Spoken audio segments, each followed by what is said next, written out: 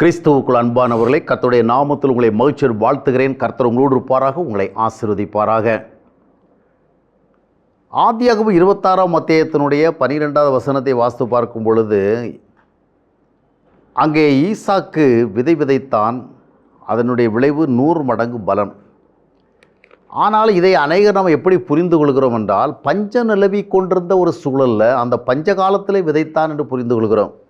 ஆனால் அவ்விதமான குறிப்பு அங்கே இல்லை. பஞ்சகாலத்தில் விதைத்தான் என்பதல்ல, பஞ்சகாலத்தில் இந்த நாட்டை விட்டு போய்விடுவோம், பிழைக்கிறதுக்காக, ஒருவேளை சாப்பாட்டுக்காக, ஆடு மாடுகளுக்கு தண்ணி கொடுக்கறதுக்காக நம்ம எங்கேயாவது போயிடலான்னு பிளான் பண்ணிட்டு இருக்கிறவல்ல, தேவன் குறுக்கிட்டு சொல்லுகிறார்.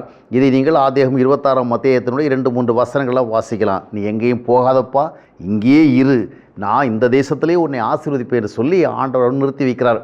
அதற்கு அவனும் கீழ்ப்படிந்து அந்த தேசத்திலே தங்கி விடுகிறான். அதற்கு பிறகு தேசத்துடைய நிலைமை மாறுகிறது.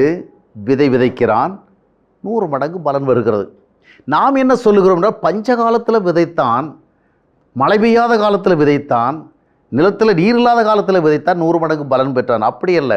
அதில் நாம் அந்த மாதிரி பார்க்கும் பொழுது இன்னொரு உண்மையை நாம் அங்கே பார்க்க முடியாது போய். என்னவென்றால், அவன் அந்த பஞ்சகால சூழலை ஏற்றுக்கொண்டான். கர்த்தருடைய வார்த்தைக்காக, கர்த்தருடைய கட்டளைக்காக, கர்த்தருடைய நோக்கத்திற்காக அவன் பஞ்சகாலத்தை தவிர்க்கும்படியாக இன்னொரு இடத்துக்கு ஓடாமல் நின்று கொண்டு அந்த பஞ்சகால சூழலுடைய அந்த குறைவுகளை ஏற்றுக்கொண்டான். இதுதான் உண்மையான அனுபவம். சூழலை ஏற்றுக்கொண்டு மறுபடியும் சூழல் மாறின பொழுது அவன் விதை விதைத்தான். அப்பொழுது எல்லாரை விட அவனுக்கு அதிக பலன் கிடைத்தது. அதைத்தான் நம்ம பார்க்க வேண்டும். எனவே பஞ்சகாலத்தில் விதைத்தான், மற்ற எல்லோருக்கும் ஒருத்தருக்கும் விதை விதைக்க முடியாத நிலைமை, இவன் மட்டும் விதை விதைத்தான். பாருங்கள், பஞ்சகாலம், மழை இல்லை, தண்ணி இல்லை, யாரும் விதைக்க மாட்டாங்க. தண்ணி வந்து பயிரிடுவதற்கான சூழல் வந்தால்தான் விதைப்பாங்க. அப்போ அது வரைக்கும் அவன் அதை ஏற்றுக்கொண்டான். பஞ்சகாலத்தினுடைய குறைவுகளை ஏற்றுக்கொண்டான், சூழலை மாற்றினார் தேவன், விதைத்தான், அறுவடை வந்தது.